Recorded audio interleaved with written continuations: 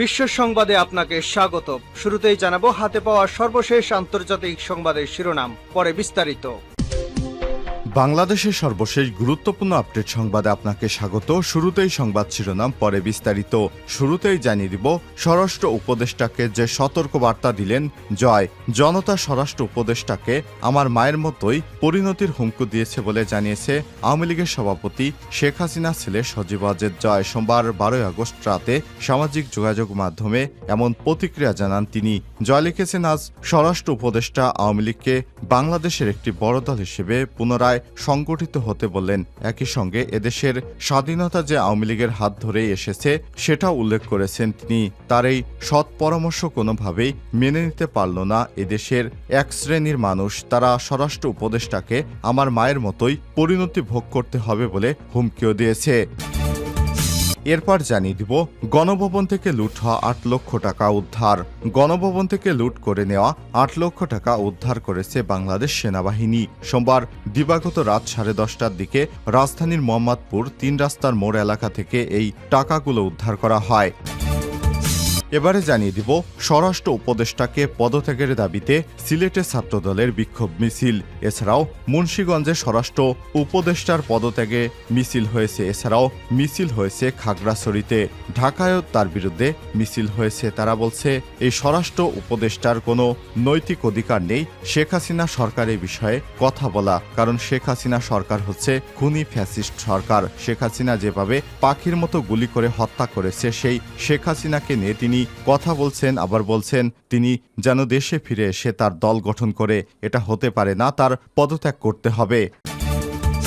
জানিয়ে দিব, খুলনায় সেনাপ্রধান বললেন, পুলিশ কাজ শুরু করলে ফিরবে সেনাবাহিনী। পুলিশ সংগঠিত হয়ে স্বাভাবিক কাজ শুরু করলে সেনাবাহিনী ব্যারাকে ফিরে যাবে বলে জানিয়েছেন সেনাপ্রধান জেনারেল ওয়াকারুজ্জামান।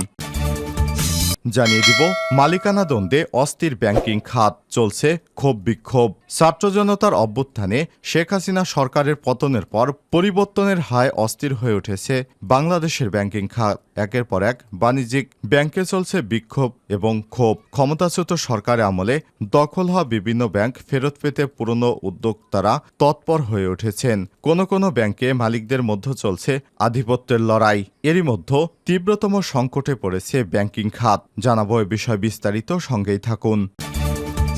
এবং সর্বশেষ জানিয়ে দিব, ন্যায় বিচারের মূল্যবোধ বিনষ্ট করা হয়েছে। সংবর্ধনা অনুষ্ঠানে বললেন প্রধান বিচারপতি সৈয়দ রেফাত আহমেদ। নবনিযুক্ত প্রধান বিচারপতি সৈয়দ রেফাত আহমেদ বলেছেন, বৈষম্যবিরোধী ছাত্র আন্দোলন এবং এর ফলে সংগঠিত গণ অভ্যুত্থানের কারণে আমরা সবাই অবগত। এই মুহূর্তে আমরা এক ধ্বংসস্তূপের উপর দাঁড়িয়ে আছি। এই ধ্বংসস্তূপ থেকে আমাদের নতুন করে শুরু করতে হবে। প্রিয় দর্শক, এতক্ষণ শুনছিলেন সংবাদ শিরোনাম, এবারে বিস্তারিত। তবে তার আগে বন্ধুরা, এই সংবাদটিতে একটি লাইক দিয়ে দিন। আর এই চ্যানেলে আপনি নতুন হয়ে থাকলে সংবাদটি দেখতে দেখতে চ্যানেলটি সাবস্ক্রাইব করে রাখুন। কমেন্ট করে আপনার মূল্যবান মতামত জানিয়ে দিন আপনি বিশ্বের কোন দেশ থেকে আমাদের সংবাদটি দেখছেন এবং শুনছেন। এবারে বিস্তারিত। স্বরাষ্ট্র উপদেষ্টাকে যে সতর্কবার্তা দিলেন জয়। জনতা স্বরাষ্ট্র উপদেষ্টাকে আমার মায়ের মতোই পরিণতির হুমকি দিয়েছে বলে জানিয়েছে আওয়ামী লীগের সভাপতি শেখ হাসিনার ছেলে সজীব ওয়াজেদ জয়। সোমবার 12 আগস্ট রাতে সামাজিক যোগাযোগ মাধ্যমে এমন প্রতিক্রিয়া জানান জয়। জয় লিখেছেন, আজ স্বরাষ্ট্র উপদেষ্টা আওয়ামী লীগকে বাংলাদেশের একটি বড় দল হিসেবে পুনরায় সংগঠিত হতে বলেন। একই সঙ্গে দেশের স্বাধীনতা যে আওয়ামী লীগের হাত ধরেই এসেছে সেটাও উল্লেখ করেছেন তিনি। তার এই সৎ পরামর্শ কোনোভাবেই মেনে নিতে পারল না দেশের একই মব। উল্টো তারা স্বরাষ্ট্র মন্ত্রণালয়কে আমার মায়ের মতোই পরিণতি ভোগ করতে হবে বলে হুমকি দিয়েছেন। সোমবার 12 আগস্ট দুপুরে সচিবালয়ে সনাতনী ধর্মাবলম্বী নেতাদের সঙ্গে বৈঠক শেষে সাংবাদিকদের সঙ্গে আলাপকালে আওয়ামী লীগের নতুন মুখ নিয়ে দল গোছাতে বলেন স্বরাষ্ট্র উপদেষ্টা ব্রিগেডিয়ার জেনারেল অবসরপ্রাপ্ত এম সাকাত হোসেন। এছাড়াও স্বরাষ্ট্র মন্ত্রণালয় থেকে তাদের সাহায্য করতে হবে বলেও জানান তিনি। একই দিন বিকেলে ঢাকা বিশ্ববিদ্যালয়ের সন্ত্রাসী বিরোধী রাজু ভাস্কর্যের পাদদেশে আয়োজিত এক সমাবেশে স্বরাষ্ট্র উপদেষ্টা এমন বক্তব্যের প্রতিক্রিয়ায় বৈষম্যবিরোধী ছাত্র আন্দোলনের সমন্বয়ক হাসনাত আবদুল্লাহ বলেন, আমরা উপদেষ্টাদের মনে করিয়ে দিতে চাই, ছাত্র জনতার অভ্যুত্থানের মাধ্যমে আপনারা উপদেষ্টা হয়েছেন। আপনারা বক্তব্য দেওয়ার আগে 5 আগস্টের গণভবনের চিত্র মনে রাখবেন। খুনিদের পুনর্বাসনের বিষয়ে সতর্ক করে দিতে চাই, আমরা যেভাবে স্বৈরাচারকে ক্ষমতায় থেকে নামিয়েছি ঠিক একইভাবে স্বৈরাচার পুনর্বাসনের চেষ্টাকারীদেরও নামাতে সময় লাগবে না।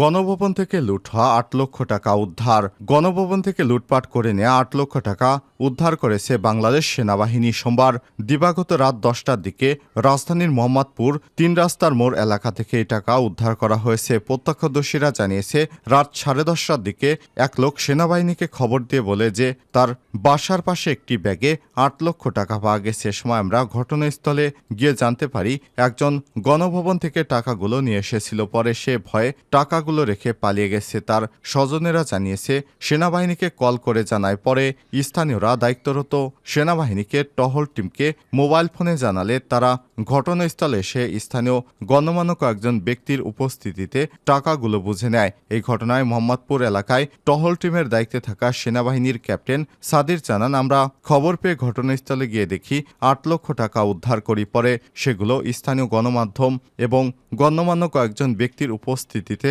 টাকাগুলো আমরা বুঝে নেই। স্বরাষ্ট্র উপদেষ্টার পদত্যাগের দাবিতে সিলেটে ছাত্রদলের বিক্ষোভ মিছিল। অন্তর্বর্তীকালীন সরকারের স্বরাষ্ট্র উপদেষ্টা ব্রিগেডিয়ার জেনারেল অবসরপ্রাপ্ত এম সাকাত হোসেনের পদত্যাগের দাবিতে সিলেটে বিক্ষোভ মিছিল করেছে জেলা এবং মহানগর ছাত্রদল। এর আগে ঢাকা বিশ্ববিদ্যালয়েও তার পদত্যাগের দাবি তোলা হয়। মুন্সিগঞ্জে স্বরাষ্ট্র উপদেষ্টার পদত্যাগের দাবিতে বিক্ষোভ মিছিল হয়েছে। স্বরাষ্ট্র উপদেষ্টার পদত্যাগের দাবিতে খাগড়াছড়ি জেলায় বিক্ষোভ মিছিল হয়েছে। এছাড়াও দেশের বিভিন্ন জায়গায় বিক্ষোভ মিছিল হয়েছে। সোমবার 12 আগস্ট রাতে বিক্ষোভ মিছিলটি নগরীর কোর্ট পয়েন্ট থেকে শুরু করে চৌহাট্টা পয়েন্টে গিয়ে সংক্ষিপ্ত সমাবেশের মধ্য দিয়ে শেষ হয়। স্বরাষ্ট্র উপদেষ্টা আওয়ামী লীগকে দল গোছাতে বলায় সমাবেশ থেকে তার পদত্যাগের দাবি তোলেন ছাত্রদলের নেতারা। এ সময় সাবেক প্রধানমন্ত্রী শেখ হাসিনার বিচারের দাবিও জানান নেতাকর্মীরা। বিক্ষোভ মিছিলে উপস্থিত ছিলেন জেলা ছাত্রদলের ভারপ্রাপ্ত সভাপতি জুবের আহমেদ, সাধারণ সম্পাদক দেলার হোসেন দিনার, মহানগর ছাত্রদলের সাধারণ সম্পাদক ফজলে রাব্বি আহসান, আব্দুল সালাম টিপু, সহসভাপতি কামরান আহমেদ, জুয়েল আহমেদ, কৃষ্ণ ঘোষ, এনামুল কবির চৌধুরী, সোহেল সহ বিভিন্ন নেতারা। তারা বলেন, ব্রিগেডিয়ার জেনারেল অবসরপ্রাপ্ত সাখাওয়াত হোসেন বলেছেন, আওয়ামী লীগকে কেউ নিষিদ্ধ করেনি, দল গুছিয়ে আসেন, নতুন মুখ নিয়ে আসেন, নতুন অঙ্গীকার নিয়ে আসেন। আর হুটহাট রাজনৈতিক দল সিদ্ধান্ত করার প্র্যাকটিস ভালো না। খুলনায় সেনাপ্রধান বললেন, পুলিশ কাজ শুরু করলেই ফিরবে সেনাবাহিনী। পুলিশ সংগঠিত হয়ে স্বাভাবিক কাজকর্ম শুরু করলে সেনাবাহিনী ব্যারাকে ফেরত যাবে বলে জানিয়েছেন সেনাবাহিনীর প্রধান জেনারেল ওয়াকারুজ্জামান। গতকাল সোমবার বিকেলে খুলনার নগরীর শহীদ শেখ আবু নাসের স্টেডিয়ামে ব্রিফিংয়ে সাংবাদিকদের এক প্রশ্নের জবাবে তিনি এসব কথা বলেন। সেনাপ্রধান বলেন, দেশের আইনশৃঙ্খলা পরিস্থিতির উন্নতি আশাব্যঞ্জক। পরিস্থিতির আরও উন্নতি হলে নিয়মিত সেনাবাহিনী সন্ত্রাস দমনে তাদের অভিযান পরিচালনা করবে। এ সময় তিনি সব ধরনের সহিংসতা পরিহার করার আহ্বান জানান। এর আগে তিনি খুলনা বিভাগে কর্মরত সেনাবাহিনীর সদস্যদের উদ্দেশ্যে দিক নির্দেশনা দেন। পরে খুলনার বিভাগীয় প্রশাসন, জেলা প্রশাসন, ডিআইজি, কেএমপি কমিশনার সহ ঊর্ধ্বতন সরকারি কর্মকর্তাদের সঙ্গে বৈঠক করেন।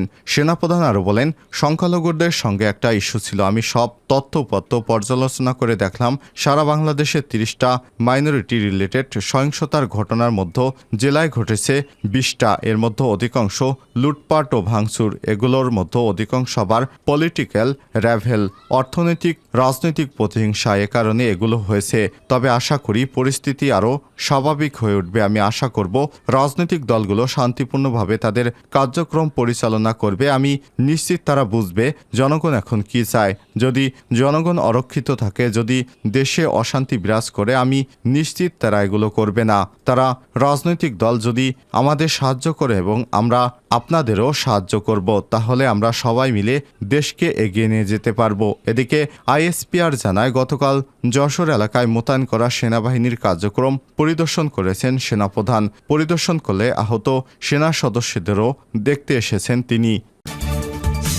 মালিকদের দ্বন্দ্বে অস্থির ব্যাংকিং খাত, চলছে ক্ষোভ বিক্ষোভ। ছাত্র জনতার অভ্যুত্থানে শেখ হাসিনা সরকারের পতনের পর পরিবর্তনের হায় অস্থির হয়ে উঠেছে ব্যাংকিং খাত। একের পর এক বাণিজ্যিক ব্যাংকগুলো চলছে ক্ষোভ বিক্ষোভ। ক্ষমতাচ্যুত সরকারের আমলে দখল করা বিভিন্ন ব্যাংক ফেরত পেতে পুরনো উদ্যোক্তারা তৎপর হয়ে উঠেছেন। কোনো কোনো ব্যাংকে মালিকদের মধ্যে চলছে আধিপত্য বিস্তারের লড়াই, আবার দীর্ঘদিনের সঞ্চালনার বিরুদ্ধে সরব হয়েছে কোনো কোনো ব্যাংকের কর্মকর্তা কর্মচারীরা। এমনিতেই অধিকাংশ ব্যাংকে তারল্য সহ নানা সংকট চলছে, তার উপর নতুন করে এই অস্থিরতা যুক্ত হয়ে দেশের ব্যাংকিং খাতে ঝুঁকি বাড়াবে বলে আশঙ্কা বিশ্লেষকদের। তারা বলছেন, গত ১.৫ দশকে ব্যাংকিং খাতে দখল, অবৈধ নিয়োগ এবং পদোন্নতি সহ যেসব অন্যায় অবিচার ঘটেছে, অর্থনৈতিক স্থিতিশীলতার সাথেই দ্রুততম সময়ের মধ্যে তার প্রতিকার করা দরকার। গবেষণা প্রতিষ্ঠান পলিসি রিসার্চ ইনস্টিটিউট PRI নির্বাহী পরিচালক আহসান এইচ মনসুর বলেছেন, ইসলামী ব্যাংক সহ কয়েকটি ব্যাংকে যে ভঙ্গুর পরিস্থিতি সৃষ্টি হয়েছে তার বিস্তৃতি কতটা তা জানতে পরীক্ষা নিরীক্ষা করা দরকার। এর ভিত্তিতে ঠিক করতে হবে সব ব্যাংকের সংস্কার কিভাবে হবে এবং শেষ পর্যন্ত এগুলোর দায় দায়িত্ব